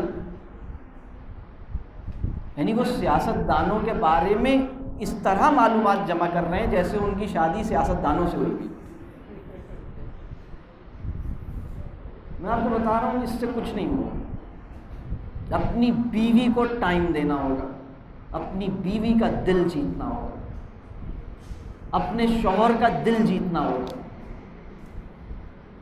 میں آپ کو ایک اور بات بتاؤں، اگر میں آپ کے بچوں سے ایک سوال کروں کہ یہ بتاؤ بچوں، تمہاری امی تمہارے ابو کو زیادہ اہمیت دیتی ہیں یا تمہیں؟ تو ہمارے معاشرے میں اس کا کیا جواب ہوگا؟ وہ کیا کہیں گے، ہمیں یا ابو کو؟ اس وقت کی صورتحال کیا ہے؟ بچے کو. اور اگر یہی سوال ان سے پوچھا جائے کہ تمہارے ابو تمہیں زیادہ اہمیت دیتے ہیں یا تمہاری امی کو، تو اس کا کیا جواب ہوگا؟ اور دوسری بات، اس کا صحیح جواب ہونا کیا چاہیے؟ اس کا صحیح جواب یہ ہونا چاہیے کہ اگر یہ سوال آپ کے بچوں سے کیا جائے تو بچہ کہے کہ میرے ابو میری امی کو زیادہ اہمیت دیتے ہیں میرے مقابلے میں، میری امی میرے مقابلے میں میرے ابو کو زیادہ اہمیت دیتی ہیں. یہ الٹا ہو رہا ہے. ابو باہر نکلے تو بیٹی سے ابو کی شکایت کر رہے ہیں. ایک تو ان کے پاس وقت ہی نہیں ہوتا ہمارے لیے. یہ تو ہر وقت غصے میں ہی رہتے ہیں. اور جب ابو کو موقع ملا تو وہ امی کی شکایت کر رہے ہیں اپنے بچوں سے. بس بیٹا تمہاری امی کے مسئلے ہیں، کیا کروں، میں تو چاہتا ہوں بس دعا کرو ان کی سمجھ میں آ جائے. یہ وہ جملے ہیں جو اولاد نے سنے. یہ وہ جملے ہیں. کہاں سے کریں گے یہ بچے اپنے ماں باپ کی عزت؟ کیسے کریں گے یہ عزت؟ عجیب بات، آپ سوچ نہیں سکتے اس بچے کا مسئلہ کیا ہے. یہ بچہ یہ سوچتا ہے کہ میری ٹیچر میرے ابو سے اس مضمون میں نمبر کم آنے پہ شکایت کر رہی ہے جو سچ کے بارے میں نے نہیں برا لکھا تھا، اور میرے ابو رات میں مجھ سے اسی ٹیچر کے بارے میں شکایتیں کر رہے تھے. عجیب سی بات ہے. ہمیں اس معاملے کو ٹھیک کرنا ہوگا. میں آپ کو بتا دوں، وہ انسان جس کو اس کی بیوی نیک اور اچھا تسلیم کرتی ہے وہ واقعی اچھا ہے. وہ عورت جس کا شوہر اس کی دل سے قدر کرتا ہے اور اس کو تسلیم کرتا ہے کہ ہاں تم نے میری خدمت کی، تم نے مجھے خوش کر دیا، وہ واقعی سب سے بڑی عورت ہے، سب سے قیمتی خاتون ہے، اس معاشرے کی سب سے بڑی عورت ہے. رسول اللہ صلی اللہ علیہ وسلم کی حدیث کا مفہوم ہے تم میں سب سے اچھا وہ ہے جو اپنے گھر میں اچھا ہے. اور پھر آپ صلی اللہ علیہ وسلم نے فرمایا کہ میں اپنے گھر میں سب سے اچھا ہوں. ہمارے یہاں پرابلم یہ ہے کہ ایک آدمی جو باہر کی دنیا میں اچھا ہے، محلے میں اچھا ہے، دوستوں میں اچھا ہے، آفس میں اچھا ہے، بس گھر میں اچھا نہیں ہے. اور گاڑی چل رہی ہے، گاڑی کو ایسے مت چلنے دیں، نہیں چلنے دیں گاڑی، صحیح کریں اسے، چھٹیاں لے لیں، مسئلہ حل کریں، بیٹھ کے بات کریں، کہیں بس چھوڑو اپنے دل سے جو ہے وہ نکال دو، میرے دل میں جو ہے نکال، قبول کر لیں ایک دوسرے کو، معاف کر دیں ایک دوسرے کو، ایک دوسرے کے ساتھ بہت گہری بانڈنگ بنائیں. اور میں آپ کو بتاؤں اس میں شوہروں کی ذمہ داری اپنی جگہ ہے. بیویوں کو اس طرح سوچنا ہے کہ اصل کام یہ میرے کرنے سے ہوگا، شوہروں کو اس طرح سوچنا ہے کہ یہ کام میرے کرنے سے ہوگا. اگر آپ دونوں میں سے کسی کے دماغ میں یہ وسوسہ آیا کہ یہ کام تو اس کے کرنے سے ہوگا، میں کیا، تو یہ وسوسہ ہے، اس کو جھٹک دیں. عورتوں کو یہ سوچنا ہے کہ میری اپنے میاں سے تعلق میرے پہل کرنے سے، اور میں کچھ کام ایسا کروں جس سے یہ ہوگا، ان پہ نہیں چھوڑوں. اور شوہر بھی ایسی سوچیں کہ میں کروں اپنے حصے کا کام. یہ بہت اہم بات ہے. اگر ہم اپنی اولاد کی اچھی تربیہ کرنا چاہتے ہیں تو ہماری اپنی بہت اچھی بانڈنگ اپنے شریک حیات کے ساتھ بنانی ہوگی. یہ تیسرا پوائنٹ تھا. چوتھا پوائنٹ،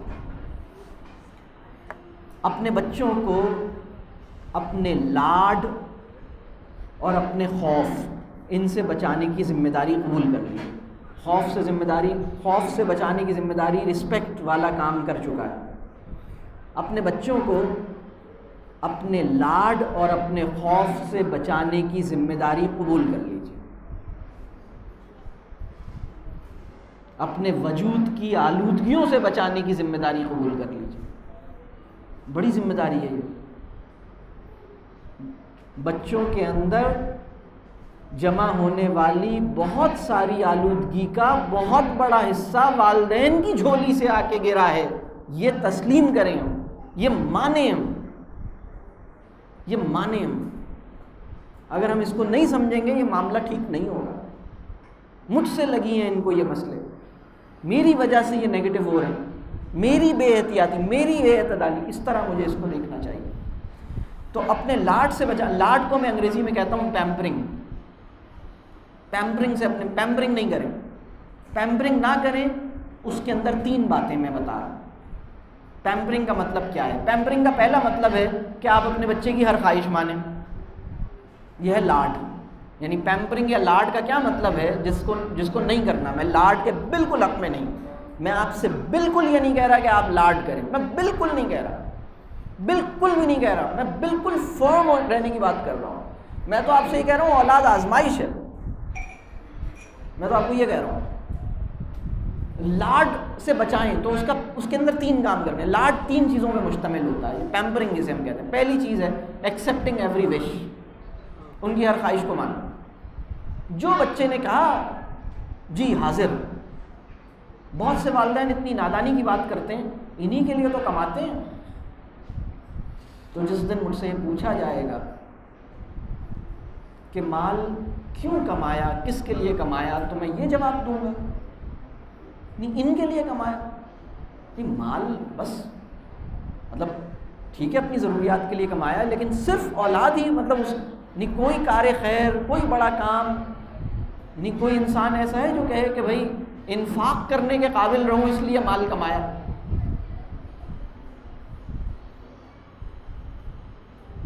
محتاجی کا شکار نہ ہوں لوگوں کی اس لیے مال کمایا.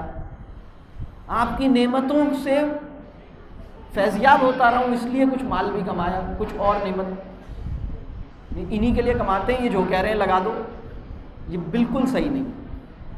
آپ نے یہ دیکھنا ہے کہ وہ جو کہہ رہے ہیں, جو فرمائش کر رہے ہیں, وہ کتنی ٹھیک ہے, وہ کتنی جائز ہے. آپ کی بیٹی کہتی ہے مجھے موبائل فون دلا دیں, موبائل فون اس کی ضرورت نہیں ہے. آپ کا بیٹا کہتا ہے مجھے انٹرنیٹ لگا دیں. آپ نے دیکھنا یہ اس کی ضرورت ہے, اگر ضرورت ہے لگائیے. گھر میں اماں نے کریلے پکائے ہیں, اچھا بہت کم پکاتے ہیں اب کریلے, اب تو سب چکن پکاتے ہیں. گھر میں بھنڈی لوکی آپ نے پکائی ہے, اور بچوں نے کہا نہیں میں نے نہیں کھانا, مجھے اچھی نہیں لگ رہی. تو آپ کیا کھائیں گے؟ French fries. تو آپ نے کیا سوچا چلو فرینچ فرائز میں منگوا دیتا ہوں. ایسا نہیں کریں.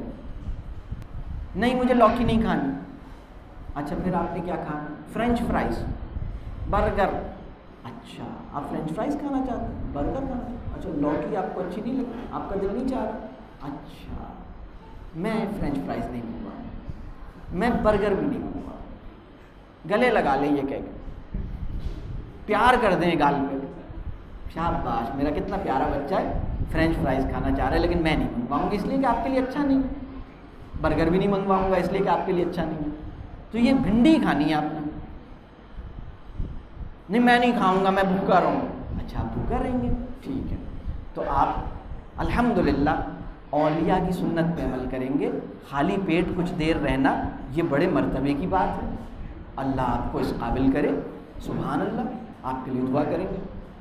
اللہ آپ کے شکم کو اولیاء کی, یعنی دیکھیں اولیاء والا شکم عطا ہو گیا, اولیاء والا نفس بھی عطا ہو ہی جائے گا انشاءاللہ, اولیاء والا مزاج بھی عطا ہو ہی جائے گا انشاءاللہ.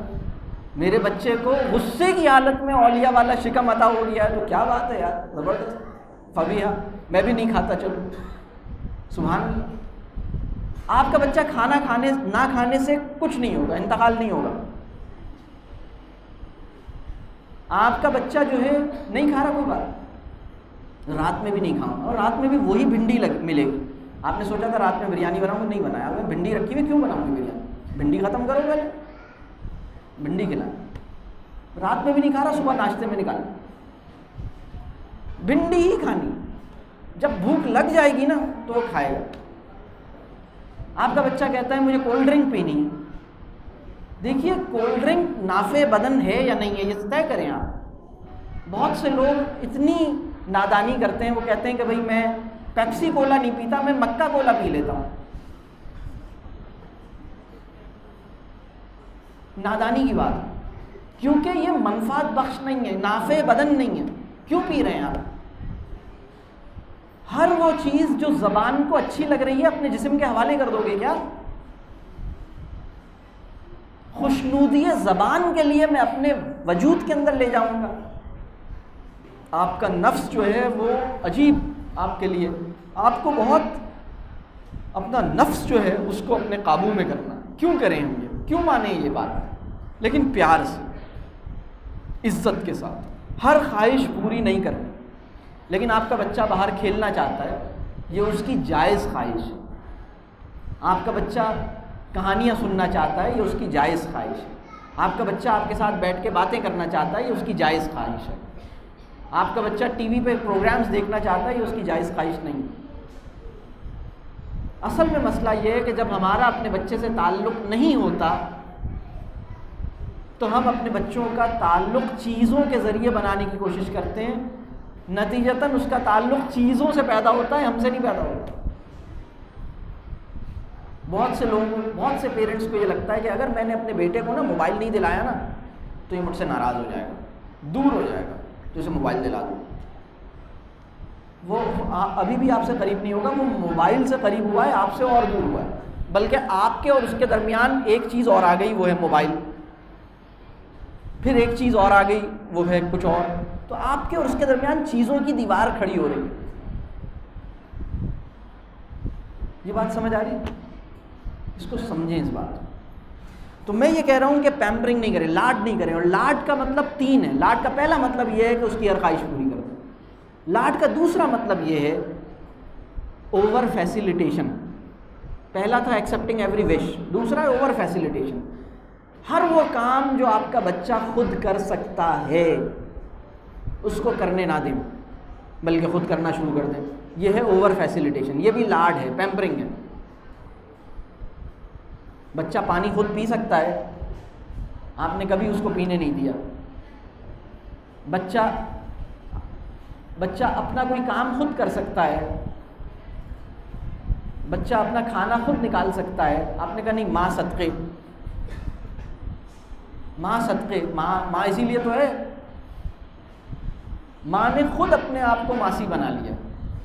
بچہ بھی آہستہ آہستہ ان کو وہی سمجھنا شروع کر دیتا ہے. آپ بچے کا اچھی پیرنٹنگ کا مطلب یہ نہیں ہے کہ اس کے کام کریں. کسی انسان کی ایسی مدد جس سے وہ مدد کا محتاج ہو جائے، اس کی مدد نہیں ہے، اس پہ ظلم ہے. کسی انسان غیر کے ساتھ بھی ایسے ہی. آپ اپنے بچے کو اپنے پاؤں پہ کھڑا کیجیے کہ نہیں بیٹا آپ کریں، شاباش. ہر وہ بچہ اگر اس کو چوٹ لگی اور گرا ہے تو آپ اس سے کہیں ہاں شاباش، کھڑے ہو اور آ جاؤ میرے پاس. اگر کوئی بچہ خود سے کھڑا ہو سکتا ہے تو آپ اسے خود سے کھڑا ہونے دیں، اور جب وہ کھڑا ہو جائے تو گلے لگا لیں. لیکن اگر وہ خود سے کھڑا ہو سکتا ہے اور آپ پہنچ گئے اور آپ نے اس کو کھڑا کرنے کی کوشش کی تو آپ یقین مانیے جب وہ زندگی میں کبھی گرے گا تو اٹھے گا نہیں، وہ انتظار میں رہے گا کہ کوئی آئے اور مجھے اٹھائے. زندگی کے ہر ٹھوکر پہ اور ہر گرنے پر اٹھانے کے لیے آپ کھڑے نہیں ہوں گے. میری بات سمجھ آ رہی؟ بہت بڑے تعلیمی تجربے سے وہ بچہ محروم ہو گیا جس نے کبھی اپنے جوتے پالش نہیں کیے. وہ بچہ جو 14 سال کا ہو گیا ہے اور اس نے کبھی اپنا کوئی کپڑا نہیں دھویا، بہت بڑے تعلیمی تجربے سے اس کے والدین نے اسے محروم کر دیا. وہ بچہ جو 10 سال کا ہو گیا ہے یا 12 سال کا ہو گیا ہے اور اس نے کبھی پانی کی بوتلیں یا پانی کولر میں نہیں بھرا، بڑے تعلیمی تجربے سے محروم کر دیا. بہت بڑے تعلیمی تجربے سے آپ نے محروم کر دیا اس بچے کو جو 14 سال کا ہو گیا اور اس نے کبھی برتن نہیں دھویا. میں میٹرک کی کلاس میں بچوں سے پوچھتا ہوں کہ بیٹا کس کس نے اپنے گھر میں برتن دھوئے؟ بعض اوقات ایک بھی بچہ ہاتھ نہیں اٹھاتا، ایک بچہ بھی ہاتھ نہیں اٹھاتا. پھر میں پوچھتا ہوں کہ بیٹا کبھی تمہاری ماں بیمار نہیں پڑی؟ کبھی ایسا دن نہیں آیا کہ ماں بھی بیمار ہو اور ماسی بھی چھٹی کر لے؟ کبھی نہیں آیا ایسا دن. میں مان نہیں سکتا. تو تم نے کیوں نہیں دھویا اس دن برتن؟ میں آپ کو ایک بات بتا رہا ہوں، گھر کا ہر کام کرنا، ہر کام کے اندر تعلیمی قدر و قیمت چھپی ہوئی ہے. جوتا پالش کرنا، میں آپ کو بتاؤں میرا اس پہ پورا سیشن ہے کہ جوتا پالش کرنے کی ایجوکیشنل ویلیو کیا ہے. میں آپ کو بتاتا ہوں. جب ایک جوتا مٹی سے اٹا ہوتا ہے اور ایک بچہ اس کو اٹھاتا ہے اس ارادے کے ساتھ کہ میں اس پہ اپنی صلاحیت، اپنی اسکلز اپلائی کروں گا اور انشاءاللہ تعالیٰ یہ چمک جائے گا. اس کی ول پاور اسٹرانگ ہوتی ہے، اسے اپنے اختیار کا استعمال سمجھ آتا ہے. وہ ایک چھوٹا سا گول بناتا ہے اور پھر وہ اس کو صاف کرتا ہے، اور 10 منٹ کے بعد وہ مٹی سے اٹا ہوا جوتا چمک رہا ہوتا ہے. اس کے اندر اٹینشن ٹو ڈیٹیلز پیدا ہوتی ہے. وہ جوتے کو غور سے دیکھتا ہے، اچھا اس کونے سے ذرا رہ گیا ہے تو اس کونے کو ذرا اور اچھی طرح کرے، یہاں سے ذرا اور اچھی طرح کرے. اس کے اندر ایک کسی کام کو بہت اچھی طرح کرنے کا ایک دائیہ اور مزاج پیدا ہوتا ہے. اس کے اندر اللہ تعالیٰ نے مجھے زور و بازو دیے ہیں، اللہ تعالیٰ نے مجھے وہ صلاحیت دی ہے کہ میں مٹی میں اٹی ہوئی چیز کو اللہ کی دی ہوئی صلاحیت سے اجلا کر سکتا ہوں. اجالا پھیلانے کی میرے اندر امکان موجود ہے. اندھیرے میں اجالا پھیلانے کا ایک امکان میرے وجود کے اندر چھپا ہوا ہے. بچے کو سمجھ میں آتا ہے. آپ سوچ نہیں سکتے ایک شو پالش کرنا کسی بچے کی سائیکالوجی کے اوپر کتنا پازیٹیو اثر ڈالتا ہے. اس کے اندر ایک سینس آف اچیومنٹ پیدا ہوتا ہے. اس کو لگتا ہے کہ اس نے گول اچیو کر لیا ہے. اس کے اندر سیلف ریلائنس پیدا ہوتا ہے. اس کے اندر اپنے کام خود سے کرنے کی ایک تمنا پیدا ہوتی ہے. کسی پر ڈپینڈ نہ کرنے کا ایک ذوق پیدا ہوتا ہے. کمال کی بات نہیں ہے ایک جوتا پالش. بہت بڑے تعلیمی تجربے سے وہ بچہ محروم ہو گیا جس نے آپ کو کھانا گرم کر کے نہیں دیا اور وہ 15 سال کا ہو گیا. تو گھر کے کام کرائیے، اوور فیسیلیٹیشن مت کیجیے، ان کو انوالو کیجیے لیکن محبت کے ساتھ، عزت کے ساتھ. ان سے اس طرح پیش آئیے جیسے یہ آپ کی نند ہے.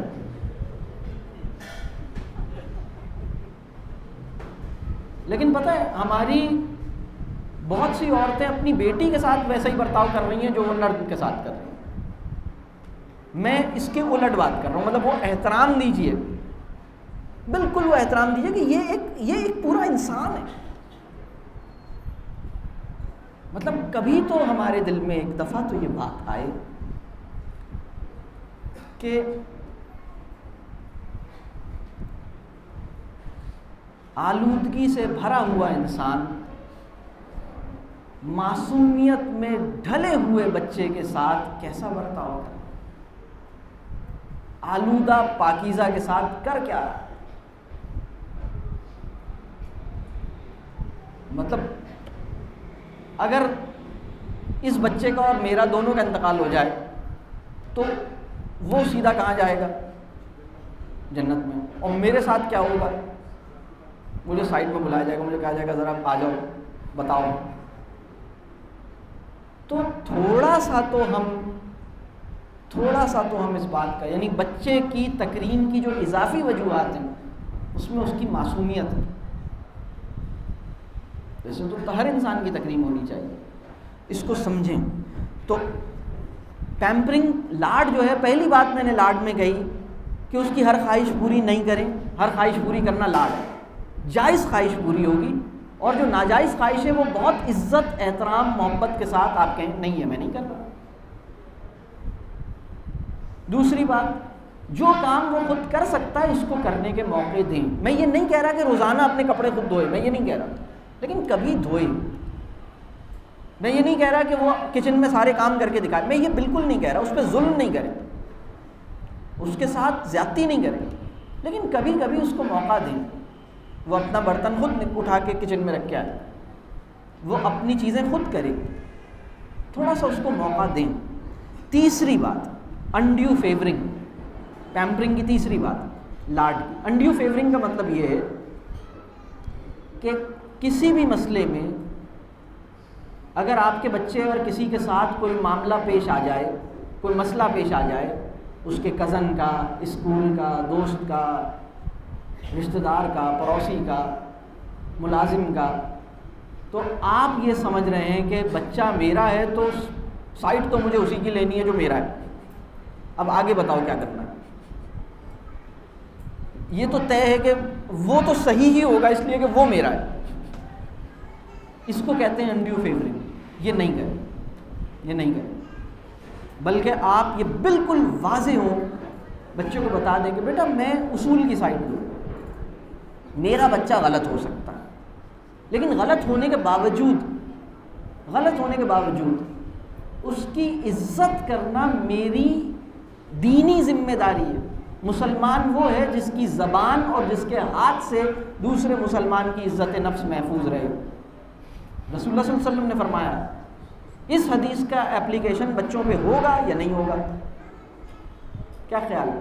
اس حدیث میں یہ تو نہیں آیا کہ سوائے بچوں کے یا ان لوگوں پر جو تم سے طاقت میں بڑے ہوں.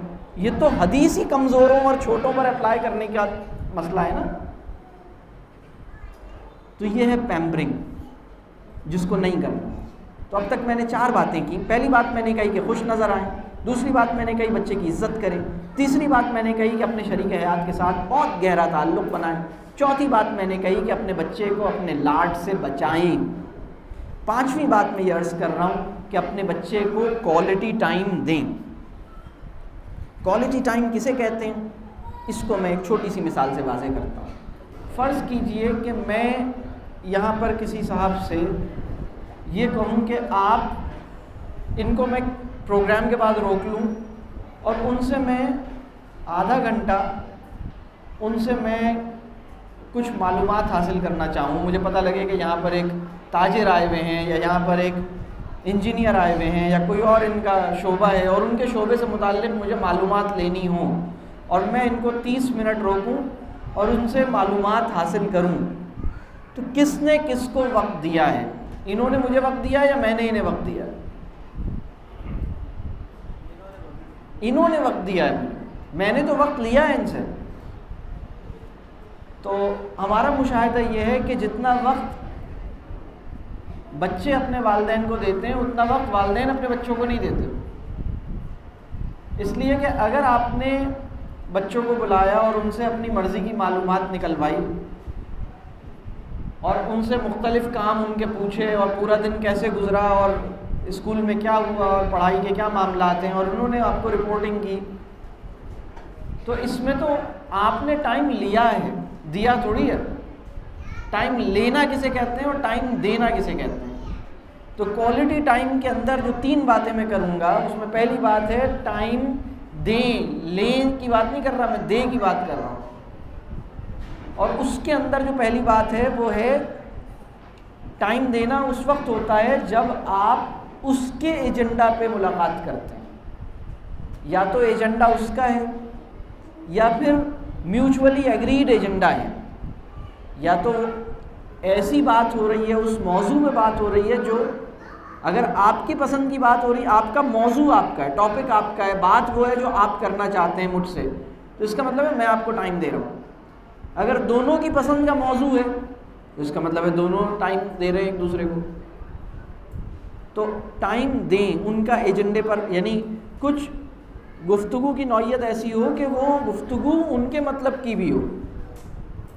دوسری بات ہے کہ آپ جب گفتگو کریں تو اس گفتگو بہت بامعنی بھی ہو, مطلب اس کے اندر کوئی بامقصد اس کا رخ جو ہے, کسی بھی بات کو ایک مقصدی رخ دینا, ایک مقصدی سمت دینا, اس کے لیے حکمت چاہیے.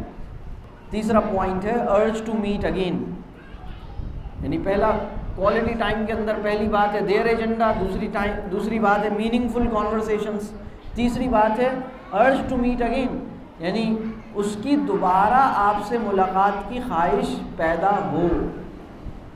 بہت سے والدین اور بہت سے فادرز اپنے بچوں کو جب ٹائم دیتے ہیں نا, اور اگر وہ یہ کہہ دیں کہ میں کل بھی تمہیں لے کے بیٹھوں گا,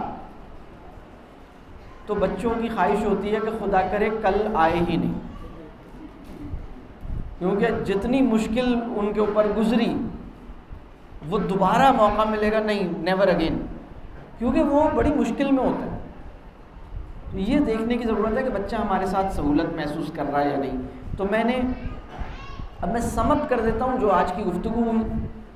آج کی پوری گفتگو کا خلاصہ میں چند لفظوں میں رکھ دیتا ہوں۔ پہلی بات میں نے یہ کہی کہ موجودہ تعلیمی نظام، اس کا جو کانسیپٹ آف سکسیس ہے وہ صرف بورڈ کے امتحان اور نمبر اور گریڈ تک محدود ہے، اور الحمدللہ کوئی سوچنے سمجھنے والا آدمی اپنے بچے کی سکسیس کو موجودہ تعلیمی نظام کے اندر جس طرح سکسیس ہے اس تک محدود نہیں رکھنا چاہے گا۔ اس کی خواہش ہوگی کہ وہ کچھ اور بھی کامیابی حاصل کرے اور بڑی کامیابی حاصل کرے۔ بڑی کامیابی کیا ہے کہ اس دنیا میں آپ کے لیے یہ صدقہ جاریہ بن جائے، وہاں کامیاب ہو جائے، اور اس کے بعد دوسرا مرحلہ یہ ہے کہ وہ اپنے گھروں میں یعنی اس دنیا میں ایک اچھے بامقصد اچھی خوشگوار زندگی، فیملی لائف، اچھا شوہر، اچھی بیوی، اچھا ماں، اچھی باپ، اچھی ماں یہ بن سکے۔ وہ تعلیم جو کسی لڑکی کو اچھی ماں نہیں بناتی، اچھی بیوی یا اچھا شوہر نہیں بناتی، وہ تعلیم ہمارے کسی کام کی نہیں ہے۔ ہمیں سمجھنا ہوگا۔ تیسری بات یہ ہے کہ وہ گھر کے باہر کی جو لائف ہے جس میں عملی زندگی کے بہت سے چیلنجز ہو سکتے ہیں، کمانے سے متعلق چیزیں ہو سکتی ہیں، معاشرے میں اس کا کردار ہو سکتا ہے، معاشرے کی اصلاح کے حوالے سے چیزیں ہو سکتی ہیں، اس میں بھی اس کے اندر ایک لیڈرشپ اسکلز ہوں اور معاشرے کے اندر اس کا ایک کردار ہو۔ تو اس کو ہم کہہ رہے ہیں کہ یہ کامیابی والی، اس دنیا کی کامیابی کے دو پہلو، اس دنیا کی کامیابی کی ایک الگ بات، یہ ہم نے بات کی۔ اس کے اوپر عملی کام کیا ہوں گے؟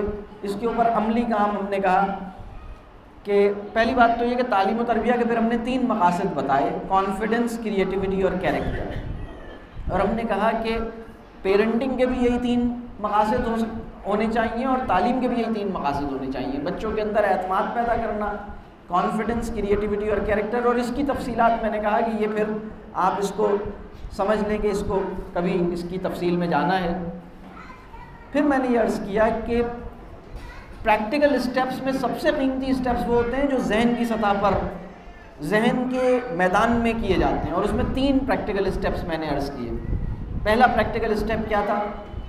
ارادہ، نیت، دعا، بلکہ ارادے کی بات ہم نے کی تھی۔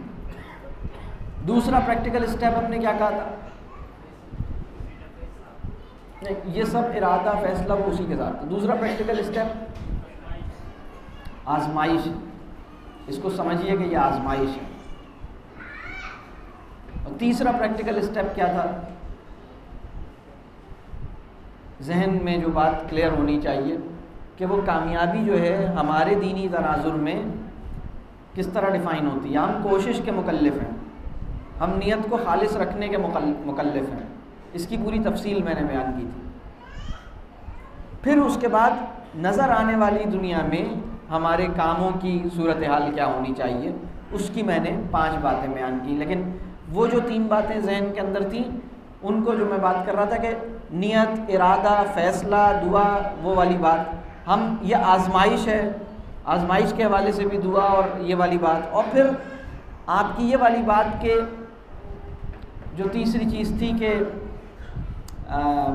تیسری بات ابھی ہم نے کیا کہی تھی؟ ہاں، اپنے ایمانی تناظر میں کامیابی کیسے ڈیفائن ہوتی ہے، یعنی ہم کوشش کے مکلف ہیں، یہ والی بات میں نے کہی تھی۔ رزق حلال اگر کسی والدین کو کا نہیں ہے، یعنی حلال روزی جو ہے وہ بھی اولاد کی تربیہ کی ایک بڑی اہم شرط ہے، یعنی روزی جو ہے وہ ٹھیک ہو، میں نے ایمانداری کے ساتھ اور صحیح اپنے معاملات کو ٹھیک رکھا ہو، یہ بھی بہت ہی اہم معاملہ ہے۔ اس کے بغیر بھی ہم اچھی تربیہ نہیں کر سکتے۔ پھر ہم عملی زندگی کے اندر آتے ہیں۔ 5 باتیں خوش نظر آئیں، پہلی بات تھی، اس کا تعلق بھی میں نے اس سے جوڑا تھا۔ دوسری بات میں نے یہ عرض کی کہ ان کو عزت دیں، غیر مشروط عزت دیں، سب کے ساتھ ہی عزت سے پیش آئیں۔ تیسری بات میں نے یہ کہی کہ شریک حیات کے ساتھ بہت گہرا تعلق بنائیں، اس کو وقت دیں، اس کے ساتھ ٹائم لگائیں۔ چوتھی بات میں نے یہ عرض کی کہ اپنے لاڈ سے بچائیں، اور لاڈ سے بچانے کی تفصیل میں ہم نے کہا کہ بیجا خواہشات کو فالو نہیں کریں، جائز خواہشات کو فالو کریں، اور ان کو اوور فیسیلیٹیٹ نہیں کریں، جو کام وہ خود سے کر سکتے ہیں وہ انہیں کرنے دیں۔ اور پھر ہم نے یہ کہا کہ یعنی ناحق اپنے بچے کی سائڈ نہ لیں، یہ سب ہم نے لاڈ کی تفصیل میں کہا۔ اور پھر 5واں پوائنٹ ہمارا تھا کہ ان کو کوالٹی ٹائم دیں، اور اس میں ہم نے یہ کہا کہ ٹائم دینا اس وقت ہوتا ہے جب ان کے ایجنڈا پہ بات ہو رہی ہے یا میوچولی ایگریڈ ایجنڈا پہ بات ہو رہی ہے، تو یہ پہلا پوائنٹ ہے اس کا۔ پھر دوسری بات ہم نے یہ کہی ٹائم دینے میں کہ بامعنی مکالمہ آپ کے اندر، یعنی ایک بامعنی، ایک بامقصد گفتگو اچھی ہو، بامقصد ہو، غیبت نہ ہو، نیگیٹو باتیں نہ ہوں، فالتو میں دنیا جہان کے اوپر تبصرے نہ ہوں، ایک مقصد ہو اس بات کا۔ تیسری بات ہم نے عرض کی کہ گفتگو کی نوعیت، ٹائم دینے کی نوعیت ایسی ہو کہ اس کا دوبارہ دل چاہے کہ مجھے اس طرح کی نشست دوبارہ ہو۔ کوئی ایسی نشست جو گھر کے اندر والدین کے ساتھ ہوتی ہے، اگر اس میں نیگیٹیوٹی نہیں ہے، اگر اس میں غیبت نہیں ہے، تو وہ 100% تعلیمی نشست ہے، 100%، چاہے والدین ان پڑھ ہی کیوں نہ ہوں، چاہے والدین کو ایک لفظ پڑھنا نہ آتا ہو، ان کے ساتھ بھی اگر کسی بچے کی نشست ہو رہی ہے جس میں غیبت نہیں ہو رہی، جس میں نیگیٹو تھنکنگ نہیں ہے، اور گھر کی فضا میں یہ سب بیٹھ کے باتیں کر رہے ہیں، یہ آدھے 1 گھنٹے کی گفتگو تعلیمی اہمیت کی حامل ہے، ٹھیک ہے۔ تو یہ ہم نے 5 باتیں میں نے عرض کی۔